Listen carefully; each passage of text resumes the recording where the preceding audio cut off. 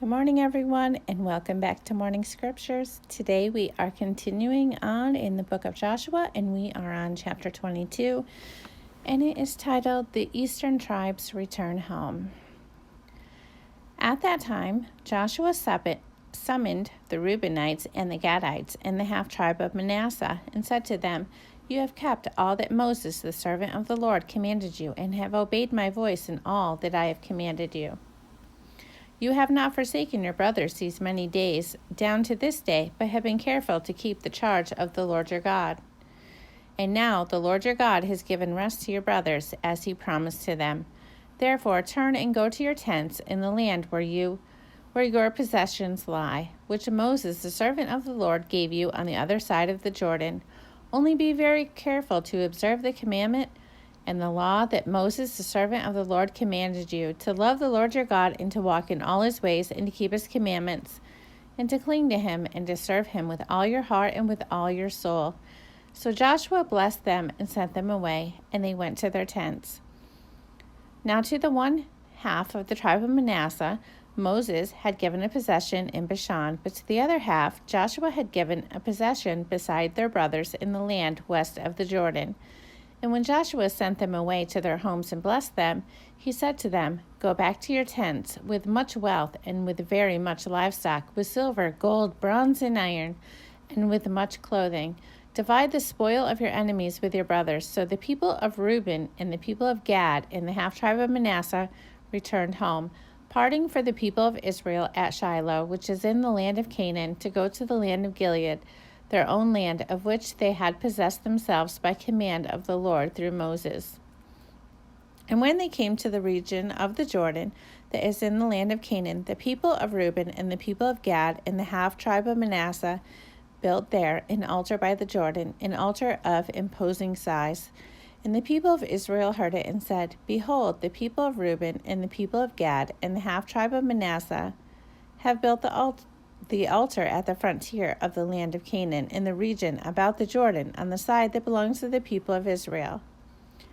When the people of Israel heard of it, the whole assembly of the people of Israel gathered at Shiloh to make war against them.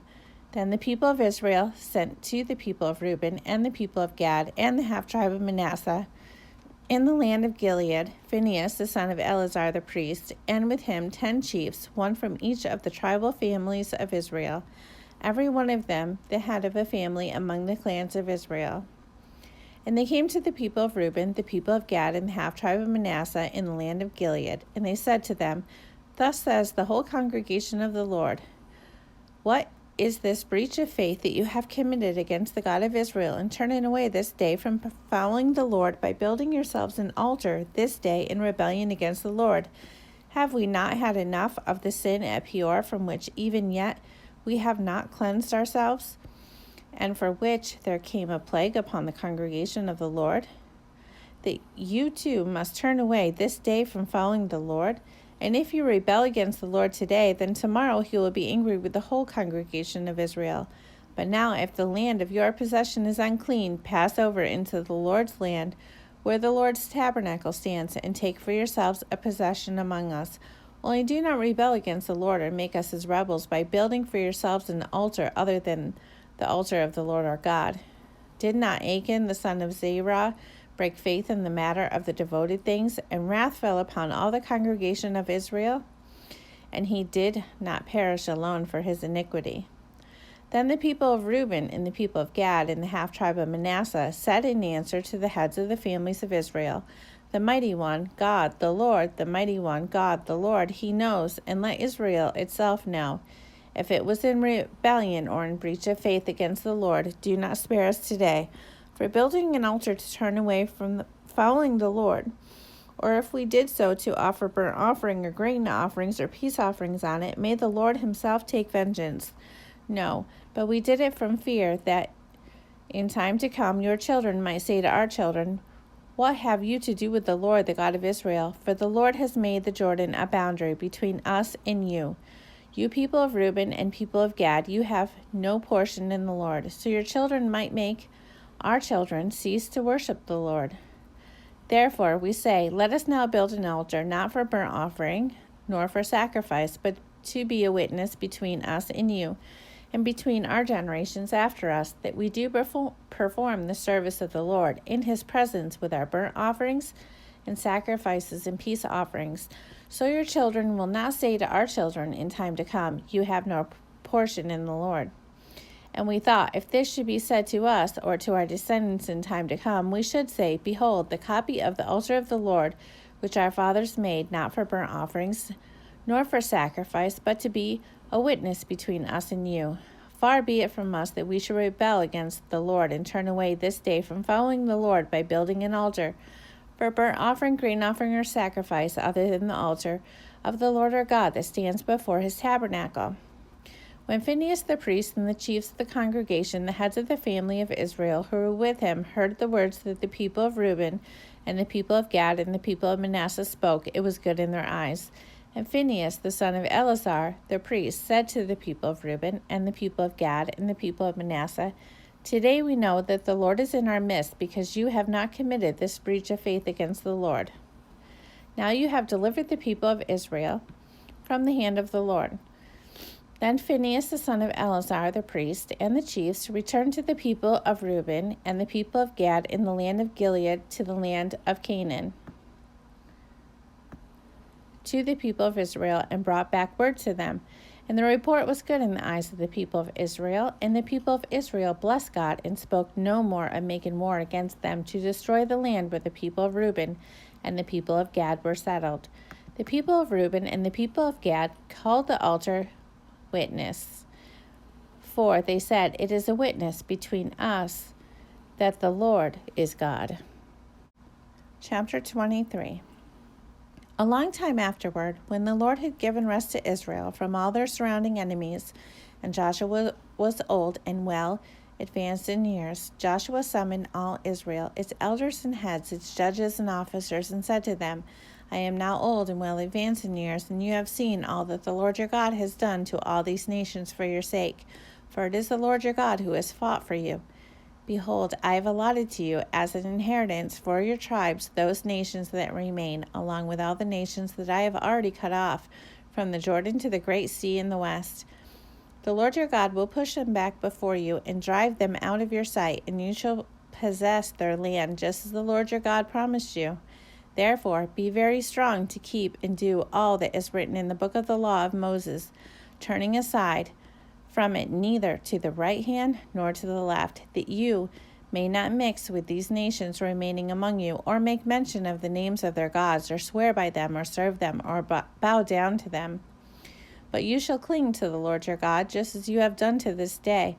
For the Lord has driven out before you great and strong nations, and as for you, no man has been able to stand before you to this day. One man of you puts to flight 1,000, since it is the Lord your God who fights for you, just as he promised you. Be very careful, therefore, to love the Lord your God, for if you turn back and cling to the remnant of these nations remaining among you, and make marriages with them, so that you associate with them, and they with you, know for certain that the Lord your God will no longer drive out these nations before you, but they shall be a snare and a trap for you, a whip on your sides and thorns in your eyes, until you perish from off this good ground that the Lord your God has given you. And now I am about to go the way of all the earth, and you know in your hearts and souls, all of you, that not one word has failed of all the good things that the Lord your God promised concerning you. All have come to pass for you, not one of them has failed. But just as all the good things that the Lord your God promised concerning you have been fulfilled to you, so the Lord will bring upon you all the evil things, until he has destroyed you from off this good land that the Lord your God has given you. If you transgress the covenant of the Lord your God, which he commanded you, and go and serve other gods and bow down to them, then the anger of the Lord will be kindled against you, and you shall perish quickly from off the good land that he has given to you. Chapter 24. Joshua gathered all the tribes of Israel to Shechem, and summoned the elders, the heads, the judges, and the officers of Israel. And they presented themselves before God. And Joshua said to all the people, Thus says the Lord, the God of Israel, long ago your fathers lived beyond the Euphrates, Terah, the father of Abraham and of Nahor, and they served other gods.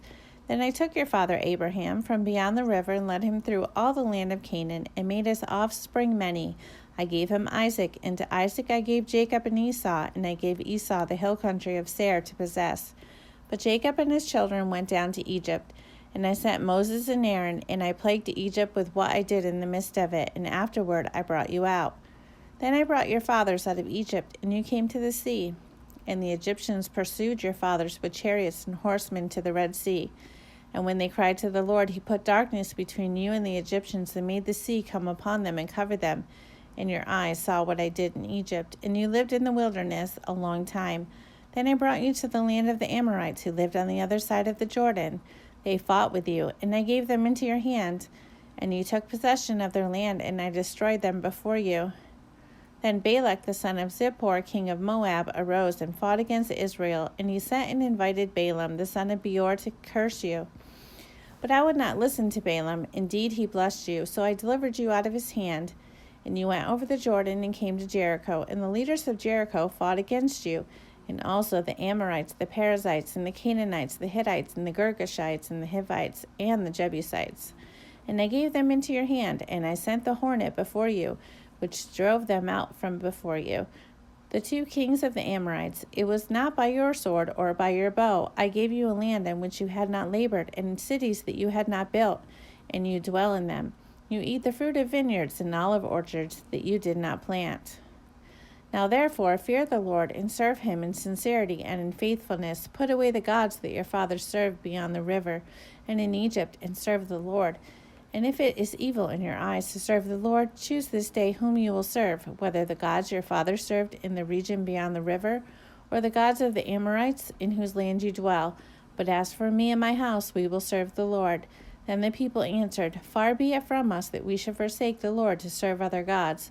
For it is the Lord our God who brought us up and our fathers up from the land of Egypt, out of the house of slavery, and who did those great signs in our sight, and preserved us in all the way that we went, and among all the people through whom we passed. And the Lord drove out from before us all the peoples, the Amorites who lived in the land. Therefore we also will serve the Lord, for he is our God. But Joshua said to the people, You are not able to serve the Lord, for he is a holy God. He is a jealous God. He will not forgive your transgressions or your sins. If you forsake the Lord and serve foreign gods, then he will turn and do you harm and consume you after having done you good. And the people said to Joshua, No, but we will serve the Lord. And Joshua said to the people, You are witnesses against yourself that you have chosen the Lord to serve him. And they said, We are witnesses. He said, Then put away the foreign gods that are among you, and incline your heart to the Lord, the God of Israel. And the people said to Joshua, The Lord our God we will serve, and his voice we will obey. So Joshua made a covenant with the people that day, and put in place statutes and rules for them at Shechem. And Joshua wrote these words in the book of the law of God, and he took a large stone and set it up there under the terebinth that was by the sanctuary of the Lord. And Joshua said to all the people, Behold, this stone shall be a witness against us, for it has heard all the words of the Lord that he has spoken to us. Therefore it shall be a witness against you, lest you deal falsely with your God. So Joshua sent the people away, every man to his inheritance. After these things, Joshua the son of Nun, the servant of the Lord, died, being 110 years old, and they buried him in his own inheritance at Timnath-Serah, which is in the hill country of Ephraim, north of the mountain of Gash. Israel served the Lord all the days of Joshua and all the days of the elders who outlived Joshua, and had known all the work that the Lord did for Israel. As for the bones of Joseph, which the people of Israel brought up from Egypt, they buried them at Shechem in the piece of land that Jacob bought from the sons of Hamor, the father of Shechem, for 100 pieces of money. It became an inheritance of the descendants of Joseph. And Eleazar the son of Aaron died, and they buried him at Gibeah, the town of Phinehas his son, which had been given him in the hill country of Ephraim. All right, everyone, that is the end of the book of Joshua, and tomorrow we will start in the book of Judges. I thank you for joining me today, and I hope you all have a wonderful day. See you next time.